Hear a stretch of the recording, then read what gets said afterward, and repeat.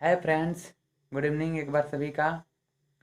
आप सभी का मेरे इस YouTube channel new mission mode पे बहुत बहुत स्वागत है।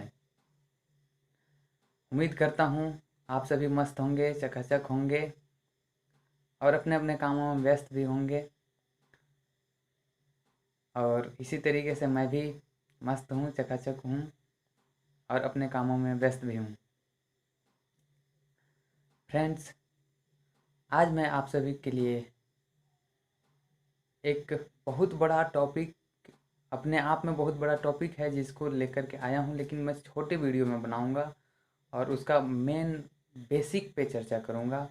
काफ़ी डिटेल्स तो हम एक वीडियो में नहीं कर सकते, क्योंकि बहुत बड़े बड़े लोग भी, हमारे न्यायाधीश भी इस पे एक दिन में डिसीजन नहीं दे पाए थे। तो उस पे एक वीडियो में कंप्लीट कर पाना मुश्किल है।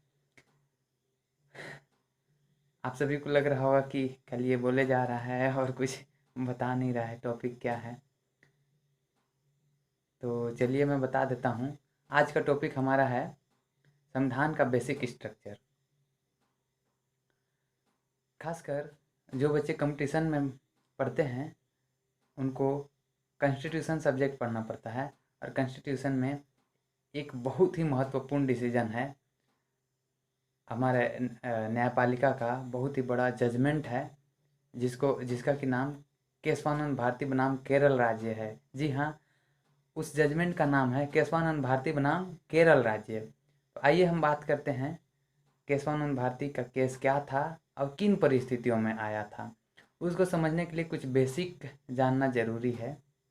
और हम सभी जानते भी हैं, जो थोड़ा भी कंपटीशन फील्ड में कॉन्स्टिट्यूशन पढ़ते हैं वो जानते हैं। जैसे हमारे यहाँ, हमारे कॉन्स्टिट्यूशन में ही ये पूरी तरीके से डिफाइन किया गया है कि पावर ऑफ सेपरेशन होगा। मतलब कि हमारा जो है कि अ,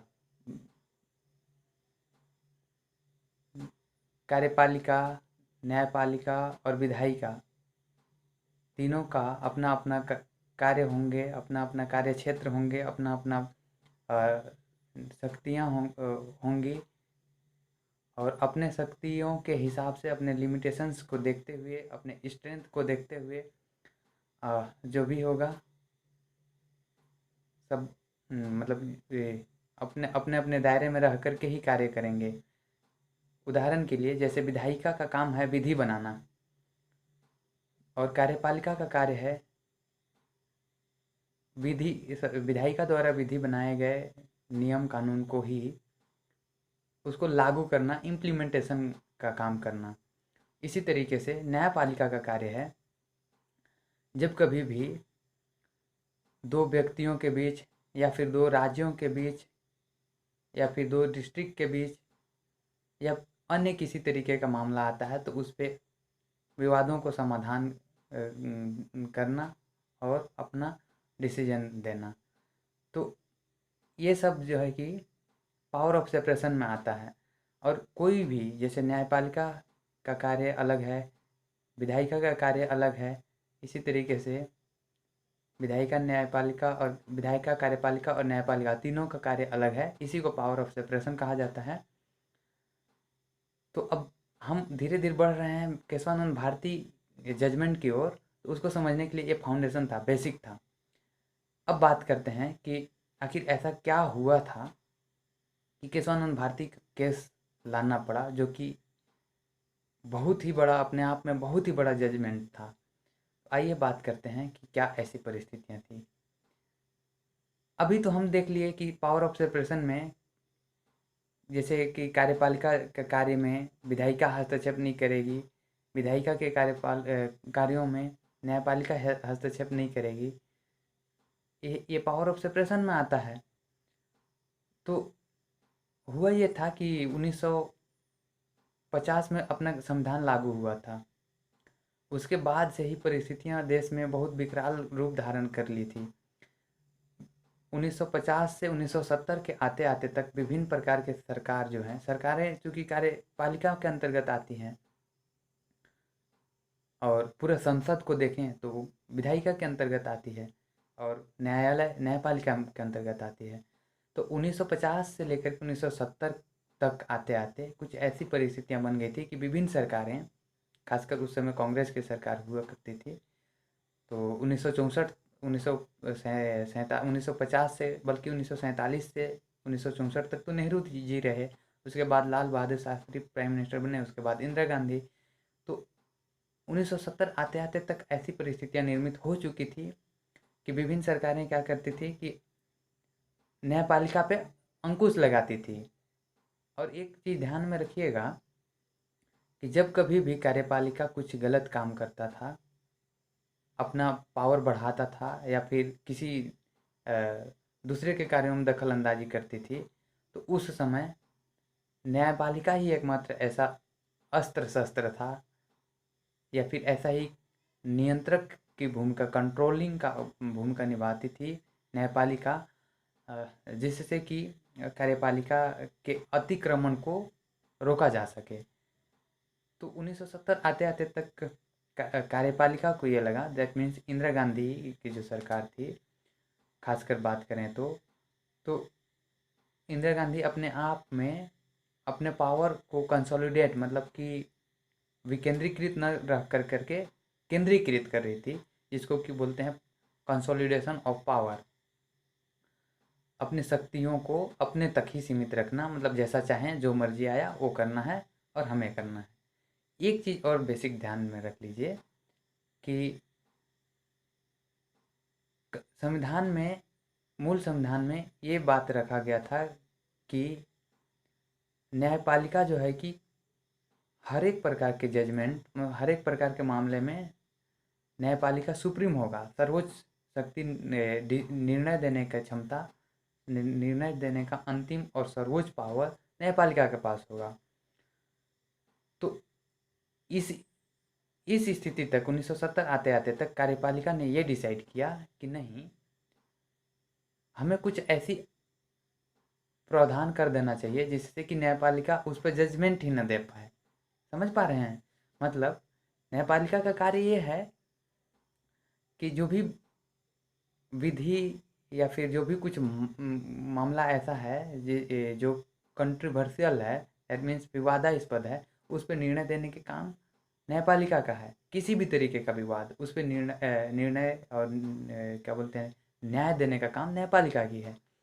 लेकिन 1970 आते आते तक विभिन्न सरकारों को ये लगने लगा, खासकर इंदिरा गांधी की सरकार को ये लगने लगा कि हमें न्यायपालिका को कंट्रोल करना चाहिए। और वो काम कैसे होगा? तो इसके लिए एक तरकीब निकाल करके लाए। संविधान में 9वीं अनुसूची जोड़ा गया। समझ पा रहे हैं आप? 9वीं अनुसूची जो पढ़ते हैं, जो संविधान का मतलब कि संविधान के बारे में जो जानकारी रखते हैं, वो पहले यही चीज़ पढ़ते हैं कि संविधान में हमारे 22 भाग थे, 8 अनुसूचियाँ थी मूल संविधान में और 395 अनुच्छेद थे। तो वही अनुसूची की बात कर रहा हूँ। 8वीं अनुसूची तक तो मूल संविधान में थी। उसके बाद 9वीं अनुसूची को जोड़ा गया, मतलब कि एक और अनुसूची जोड़ा गया जिसमें ये प्रावधान किया गया, मतलब 8 अनुसूची तो मूल संविधान में ही थी, लेकिन मूल संविधान में ही एक 9वीं अनुसूची जोड़ा गया जिसमें यह प्रावधान किया गया कि ऐसे कुछ विषय हम डिसाइड करेंगे, ऐसे कुछ मामला हम डिसाइड करेंगे जिसको कि हम 9वीं अनुसूची में डाल देंगे। और अगर ध्यान दीजिएगा, अगर 9वीं अनुसूची में जब हम डाल देंगे किसी भी मामले को या किसी विषय को, उस विषय पे, उस मामले पे सुप्रीम कोर्ट हरगिज नहीं डिसीजन दे सकती। मतलब क्या है, समझ पा रहे हैं आप? ये लिंक कीजिए कि पहले तो काम था न्यायपालिका का न्याय देना। किसी भी मामले पे, किसी तरीके का काम मामला आता है, उस पे जजमेंट देने का काम न्यायपालिका का था। लेकिन कार्यपालिका जो है कि न्यायालय को ओवरटेक करना चाहा, अपने नियंत्रण में लेना चाहा, तो एक नया तरकीब लाए, 9वीं अनुसूची जोड़ा गया। और 9वीं अनुसूची में जिस विषय को डाल दिया जाएगा, जिस मामले को डाल दिया जाएगा, उस पे न्यायपालिका जो है, सुप्रीम कोर्ट या हाई कोर्ट कुछ भी डिसीजन नहीं दे पाएगी, नहीं दे पाएगी।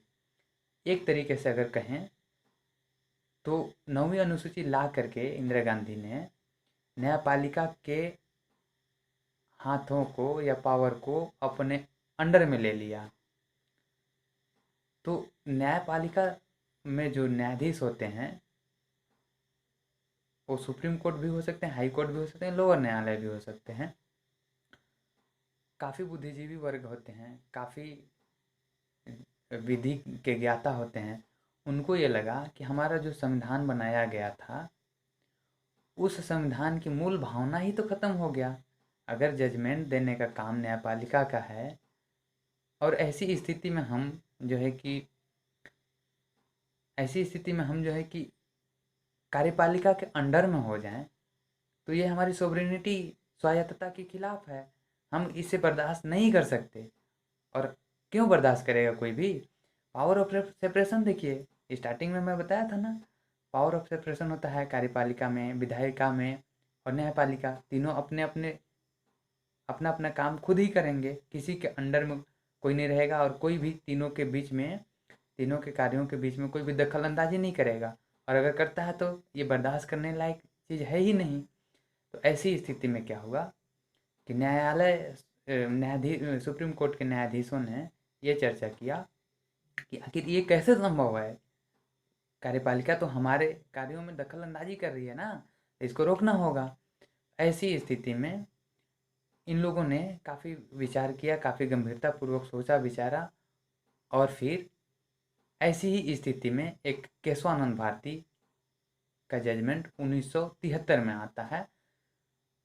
और इस केस का सेंसिटिवनेस या गंभीरता का हम अंदाज़ा इसी से लगा सकते हैं कि जब ये जजमेंट आया था तो फाइनल जजमेंट आने से पहले 13 जज, सुप्रीम कोर्ट के 13 जज, मतलब कि न्यायमूर्ति सीकरी मुख्य न्यायाधीश सुप्रीम कोर्ट के तत्कालीन, मतलब 1972 की कंडीशन में न्यायमूर्ति सीकरी जो थे वो चीफ जस्टिस ऑफ इंडिया थे, मुख्य न्यायाधीश ऑफ इंडिया थे। उनकी अध्यक्षता में 12 और न्यायाधीशों की कमेटी ने ये डिसाइड किया या ऐसा तर्क वितर्क किए, ऐसा बहस किए कि इस मामले का हम लोग निपटारा कैसे कर सकते हैं, या हमारा संविधान में हमें कितना शक्ति मिलना चाहिए और कार्यपालिका को कितना मिलना चाहिए, मतलब कि पावर ऑफ सेपरेशन को बैलेंस कैसे किया जाना चाहिए। तो ऐसी स्थिति में जो है कि आप बिलीव नहीं करेंगे और करना तो पड़ेगा, क्योंकि वो हर किसी के पास मोबाइल है, गूगल से सर्च कर सकते हैं आप। 68 दिनों का, एक दिन 2 दिन नहीं, 3 दिन नहीं, 1 महीना नहीं, 2 महीना नहीं, बल्कि 2 महीने पूरे 8 दिन, 68 दिन तक बहस चला। और 68 दिन के बहस के बाद फाइनल केशवानंद भारती का जजमेंट आया, जिसमें ये कहा गया।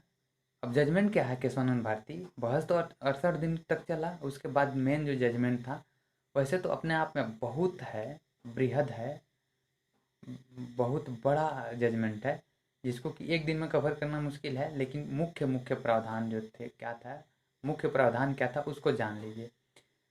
होता ये था कि जैसे संविधान में 8 अनुसूची पहले से थे, 22 भाग पहले से, 395 अनुच्छेद पहले से थे। तो 9वीं अनुसूची जब लाया गया था इंदिरा गांधी के द्वारा न्यायपालिका को ओवरटेक करने के लिए, तो वो कहीं ना कहीं से संविधान में संशोधन करके लाया गया था, क्योंकि मूल संविधान में तो 8 अनुसूची थी। 9वीं अनुसूची आया तो कैसे आया? संविधान में संशोधन करने के बाद आया। तो ये जो 9वीं अनुसूची आया संविधान में संशोधन करने के बाद आया। तो अब यहाँ पे ये चीज़ समझिएगा, जब भी कार्यपालिका को किसी के कार्यों में दखल अंदाजी करना होता था, वो न्यायपालिका हो या विधायिका हो, तो कुछ ना कुछ अमेंडमेंट करते थे, संशोधन करते थे संविधान में। और यही पावर संविधान के द्वारा दिया गया है कि हमारा संविधान ही ऐसा है कि एकदम, संविधान की विशेषता हम लोग पढ़ते हैं कि संविधान ना तो कठोर है और न ही लचीला है, मतलब कि कह लिया जाए कि कठोर भी है और लचीला भी है, दोनों है। तो क्यों लचीला है और क्यों कठोर है? क्योंकि इसमें संविधान संशोधन की भी प्रक्रिया दिया गया है और उसमें भी कुछ ऐसे विषय हैं जिसको कि साधारण बहुमत से संविधान को अमेंड या फिर संशोधन कर सकते हैं, और कुछ ऐसे विषय हैं जिसको संशोधन करने के लिए, अमेंड करने के लिए स्पेशल मेजॉरिटी के साथ अमेंडमेंट करने की ज़रूरत पड़ता है। इसलिए हमारा ये संविधान का जो है कि मूलभूत विशेषता है। तो अब हम बात करते हैं वहाँ पे आकर के कि 9वीं अनुसूची जोड़ा गया, इसका मतलब संविधान में अमेंडमेंट किया गया, संशोधन किया गया, और जो है कि न्यायपालिका के कार्यों में दखल अंदाजी किया जा सका। तो जब केशवानंद भारती केस आया, इन्होंने मतलब न्यायाधीशों ने विचार किया कि ऐसे तो कार्यपालिका कभी भी मतलब ये कार्यपालिका अभी है 5 साल तक के लिए, पता चला अगले इलेक्शन में दूसरा कार्यपालिका आया तो पहले वाला कार्यपालिका अपने हिसाब से हमारे ऊपर ओवरटेक किया, हमको कंट्रोल किया। अगले वाला जब कोई नया कार्यपालिका आएगा, नया गवर्नमेंट आएगी, तो वो हमें दूसरी दिशा में दूसरे टाइप से ट्रीट करेगी, अपने कंट्रोल में ले लेगी। तो उससे बचने के लिए क्या किए, और ऐसी स्थिति में न्यायपालिका ही एक ऐसा है जो स्थिर है और एक स्थिरता पूर्वक जो है कि जजमेंट या फिर डिसीजन दे सकती है। तो उन्होंने बचने के लिए क्या किया कि वो बोले कि संविधान में संशोधन करना है तो आप कर लीजिए, बेशक कर लीजिए, क्योंकि ये संविधान की मूलभूत विशेषता है। संविधान में संशोधन तो किया जा सकता है, इस पर कोई उंगली उठा नहीं सकता। अगर आपको संविधान में संशोधन करना है, न्यायपालिका ने कहा अगर आपको संविधान में संशोधन करना है तो आप बेशक कीजिए, संविधान में अगर संशोधन करना है तो बेशक कीजिए, लेकिन एक बात का ध्यान रखिए कि संविधान की मूलभूत जो विशेषता है वो कभी हर्ट नहीं होना चाहिए। संविधान की मूलभूत विशेषताओं के साथ छेड़खानी आप नहीं कर सकते। अब अगर मूलभूत विशेषता, संविधान की मूलभूत विशेषताओं के साथ कुछ छेड़खानी करते हैं तो बेटा हम तो छोड़ेंगे नहीं, क्योंकि अंतिम डिसीजन तो हमारे ही पास है ना, हम देंगे डिसीजन, तुम कोई डिसीजन देने वाला नहीं होते हो, क्योंकि तुम तो 5 साल के लिए हो, अगले साल रहोगे कि नहीं रहोगे इसकी कोई गारंटी नहीं है। तो ऐसे ऐसे जजमेंट दे करके जो है कि न्यायपालिका अपना पोजीशन स्ट्रॉन्ग किया, और होता भी अभी यही है। जब भी कभी नया डिसीजन आता है, नया बिल आता है, गवर्नमेंट का नया कुछ एक्ट आता है जो कि अगर संविधान की मूल भावना के खिलाफ है, तो उसको न्यायपालिका जिसमें कि न्यायपालिका मतलब कि हाई कोर्ट, सुप्रीम कोर्ट, ये सब और लोअर न्यायालय भी आते हैं, तो उसको स्ट्राइक डाउन कर देते हैं। मतलब कि कोई अगर ऐसा एक्ट आता है या ऐसा कुछ बिल बनता है या ऐसा कोई कानून बनाया जाता है जो कि हमारा संविधान के मूलभूत विशेषता को हनन करता है, तो उसको न्यायपालिका स्ट्राइक डाउन कर देती है, शून्य घोषित कर देती है। वो एक्ट नहीं बन पाता है, या बना भी तो नाकामयाब हो जाता है, कोई मतलब का नहीं होता है, लागू नहीं हो पाता है। तो अब एक नया टॉपिक जन्म ले लेता है कि संविधान की मूलभूत विशेषता क्या है। वैसे तो एक अपने आप में एक बहुत बड़ा जो है कि बहुत बड़ा टॉपिक है मूलभूत विशेषता संविधान की, उसको हम किसी नए वीडियो में देख लेंगे। लेकिन शॉर्ट में मैं बता दूं कि संविधान की मूलभूत विशेषता क्या होता है। तो हमारा प्रियम्बल में ही, प्रस्तावना में ही लिखा हुआ है। संविधान की मूलभूत विशेषता का काफ़ी सारा वर्ड जो है कि काफ़ी सारा सेक्शन प्रस्तावना में ही कवर हो जाते हैं। हम में से आप सभी लोगों में से जिस किसी ने भी प्रस्तावना को अच्छे से पढ़ा होगा और जिसको याद होगा वो जान सकते हैं कि हमारा संविधान का विशेषता क्या है। उदाहरण के लिए मैं बता दूं कि जन कल्याण की भावना आना चाहिए। ऐसा गवर्नमेंट का कोई ऐसा बिल होना चाहिए जिसमें जन कल्याण की भावना हो, संविधान की भारत की एक राष्ट्र की एकता एवं अखंडता सुनिश्चित हो सके, और हमारा फंडामेंटल राइट्स होते हैं, मौलिक अधिकार होते हैं, ये सब पे कभी भी इंक्रोचमेंट नहीं होना चाहिए, इनका किसी भी परिस्थिति में खनन नहीं होना चाहिए। अगर होता है तो वही याद कीजिए केशवानंद भारती केस। अगर मूलभूत विशेषता ये सब जो मैं चर्चा किया, अगर इस सब में हनन होता है तो न्यायपालिका, उसमें सुप्रीम कोर्ट या फिर हाई कोर्ट, उस कानून को शून्य घोषित कर देगा, स्ट्राइक डाउन कर देगा। तो आई होप आप सभी को केशवानंद भारती जजमेंट का बेसिक समझ में आया होगा, वैसे तो बहुत ज़्यादा गहराई में और भी है, जिसको कि इतना जल्दी तो कवर कर ही नहीं पाएंगे हम लोग। आप सभी को मैं बता भी चुका हूँ कि 68 दिन के बहस के बाद ये सब ये जजमेंट आया था। तो उतना न तो हमें पढ़ना है, न तो कुछ हमारे लिए बेनिफिट उससे होगा। हाँ, लॉ के जो स्टूडेंट होते हैं या वकील किस्म के या फिर किसी का अपना पर्सनल इंटरेस्ट है तो पढ़ सकते हैं। और इसका कुछ बेसिक बेसिक तो मैं बता चुका।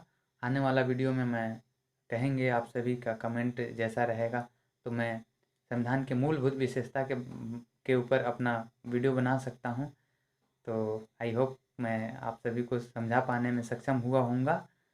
और अगर वीडियो पसंद आता है और लगता है कि मैं आप सभी को समझा पाया तो वीडियो को लाइक तो बनता है लाइक कीजिए, शेयर कीजिए और सब्सक्राइब करना तो मत भूलिए किसी भी प्रकार से, क्योंकि सब्सक्राइब से ही हमें पता चलता है कि हमारे हमसे कितने लोग जुड़े हैं। और हमारा एक जो है कि अपना फैमिली बन जाएगा, अपना सोसाइटी बन जाएगा कह लिया जाए। आपस में हम सभी लोग जुड़ेंगे और भविष्य में नए नए जानकारी मिलता मैं देता रहूँगा अपने तरफ से। और नया जो करंट में जो मुद्दा चलेगा जैसे CAA हो गया, ये सब जो होगा ना, अगर कहेंगे तो ये सब पे भी वीडियो बना दूंगा, या इसी तरीके से आगे भी जो कुछ न्यूज़ में आएगा उस पे वीडियो बना दूंगा। तो जाते जाते मैं यही कहना चाहूँगा कि वीडियो को लाइक शेयर और सब्सक्राइब करना बिल्कुल ना भूलें। और हाँ, नोटिफिकेशन पाने के लिए, हर एक वीडियो के नोटिफिकेशन पाने के लिए वीडियो के नीचे जो है कि सब्सक्राइब बटन दबाने के बाद बेल आइकन को भी दबा लीजिएगा। और उसमें सेटिंग आता है जिसमें कि सभी प्रकार के वीडियो का नोटिफिकेशन पाने के लिए ऑन कर लीजिएगा। तो आई होप आप सभी को अच्छा लगा होगा। और लाइक शेयर सब्सक्राइब के साथ ही कमेंट करना भी ना भूलें। तो thank you very much. Thank you.